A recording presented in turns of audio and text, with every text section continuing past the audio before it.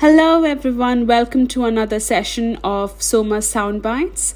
Today, we're going to speak about how taking care of yourself is not optional. I'm going to start with this little paragraph from the book The Four Pillar Plan, written by Dr. Rangan Chatterjee. I really enjoy his voice and the way he speaks about his life and how he has changed the way he looks at things. Simple, actionable plans, nothing overcomplicated. How he looks at the way to a longer, healthier life is to relax, eat, move, and sleep. So this is a little paragraph that he has written from his book. So this is what he says. What I'm about to say probably sounds far-fetched, but here it is. The health problems of the majority of patients I see, yes, the majority, are driven entirely by their lifestyle. It's not cuts or bruises or bacteria or a fungus or a virus or some tumor or a hereditary disorder that's the source of their pain, but it's the way they're choosing to live. Their conditions are very often exacerbated by the fact they are super busy. They wake up fully stressed, they rush to get the kids ready, they do the school run, they come back, they try to juggle their jobs and their home life. On top of that, they might have other family members who require care and attention. From the moment they open their eyes, it's all go, go, go. And then when their kids are finally in bed, they are straight into their emails or social media. At no point in the day are they just chilling or even alone. Everything they do is for someone else. And when I mention this in surgery, they roll their eyes telling me, but I just don't have the time for me. To which I reply, well, that right there is your problem. And I love reading this every single time I open the book. It's in the first few pages of the book. But yes, what is self-care really? I mean, we hear this word so much these days, right? The way we like to define self-care at Soma is learning to look after your own self as you would your child or your best friend or your husband or your parents, with the same love, the kindness, with patience.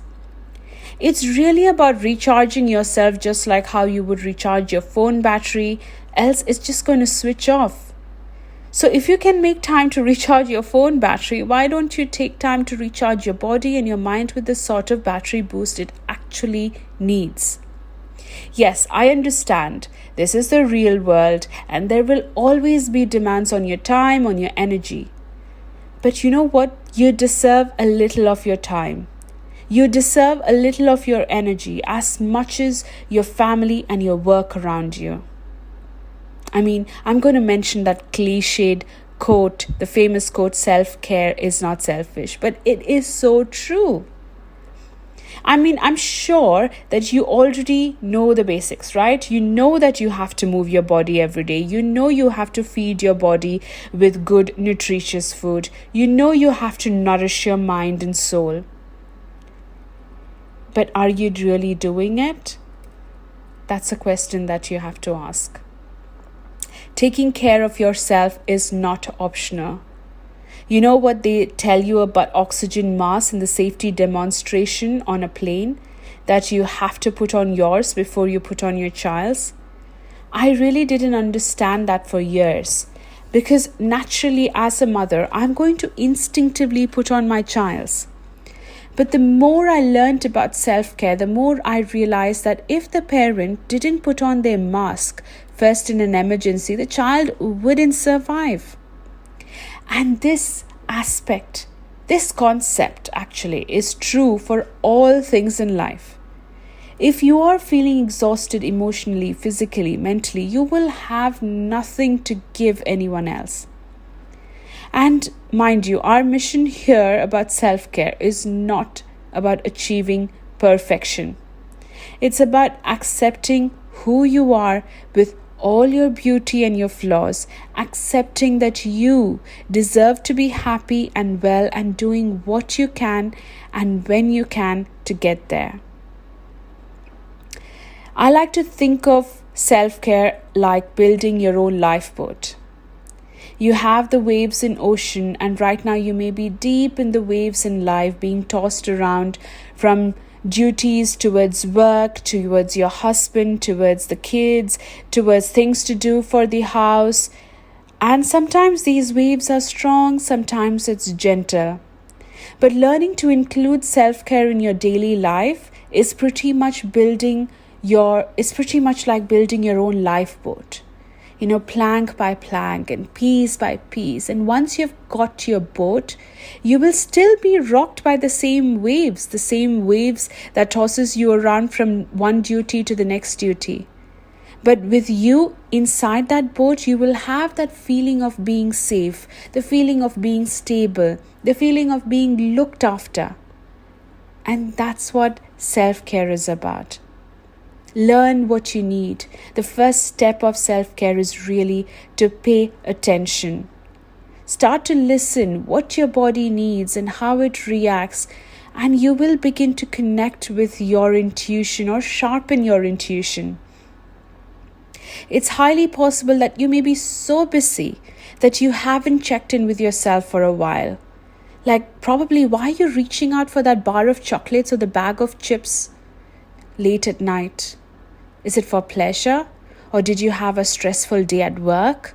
Or did you have a fight with someone and now there is this big empty feeling inside of you that you're trying to fill?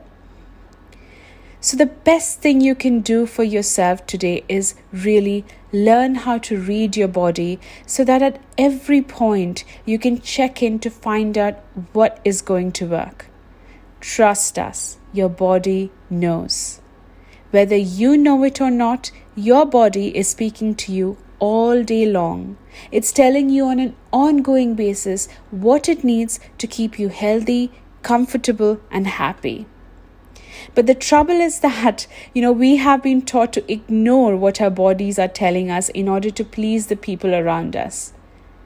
From the earliest days, we were told when and what to eat by our parents, and now social media tells us how we should look, how we should act, and how we should live in order to fit in. But it's time to stop that and just pay attention. Pay attention, check in with your body, make your self-care list. Start your small actions towards your self-care list. So where do we come in place? At Soma, we are going to show you how to feel your best and how to achieve the things in life that matter to you through effective execution. Most of the things that we discuss, that is how to sleep, breathe, eat, move, smile, you already know. But there is a big difference between knowing and doing. We are going to show you how to consistently take action on things, how to shift your mindset that will actually shape your well-being. You get one body, and it does a lot during the day for you without you asking it to, which we often take for granted. So give it the attention it deserves. Your health and your wellness goals are worth your time and attention. On June 4th, we have Discover Ayurveda workshop, which is really an introduction into Ayurveda, the ancient healing science, the 5 elements of nature, and how it is related to you. You can also learn a little bit about the doshas and find your unique body type and how you can really integrate Ayurvedic principles into your busy modern daily routine. You can also book your free one-to-one wellness session with us, which is for 45 minutes. It's a free discovery call on Google Meet, so it's virtual, where we are going to listen to you and kind of chart out your wellness goals and understand how can you bridge that gap between where you are at and where you want to be, and how can we assist you with that. That's it from my side for today. I hope you enjoyed my session, and go take care of yourself.